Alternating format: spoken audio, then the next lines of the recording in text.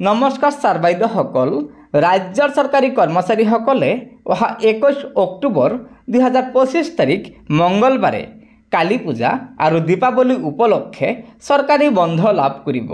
হয়, এয়া চাওক, কোকৰাঝাৰ জিলাৰ জিলা প্ৰশাসনে এই নিৰ্দেশনাখনৰ জৰিয়তে জনাইছে যে অহা 21 অক্টোবৰ 2025 তাৰিখ মঙ্গলবাৰে কালী পূজা আৰু দিৱালী উপলক্ষে কোকৰাঝাৰ জিলাত স্থানীয় বন্ধ ঘোষণা কৰা হৈছে।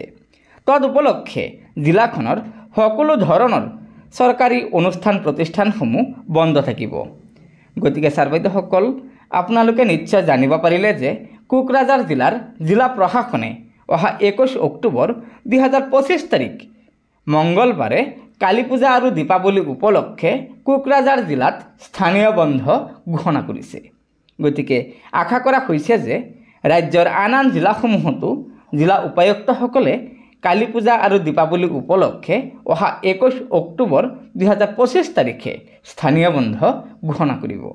আগন্তুক সময়ত যদি বন্ধ সম্পৰ্কত কিবা খবৰ পাওঁ আপোনালোকক আগতীয়াকৈ জনাই দিয়া হ'ব। গতিকে লগৰ বন্ধুবৰ্গক এই ভিডিঅ'টো শ্বেয়াৰ কৰি আজিৰ এই গুৰুত্বপূৰ্ণ খবৰটো জনাই দিব আৰু নতুনকৈ অহা ছাৰ বাইদেউসকলে অনুগ্ৰহ কৰি আমাৰ এই চেনেলটো ছাবস্ক্ৰাইব কৰি ল'ব। ধন্যবাদ। জয় আই অসম।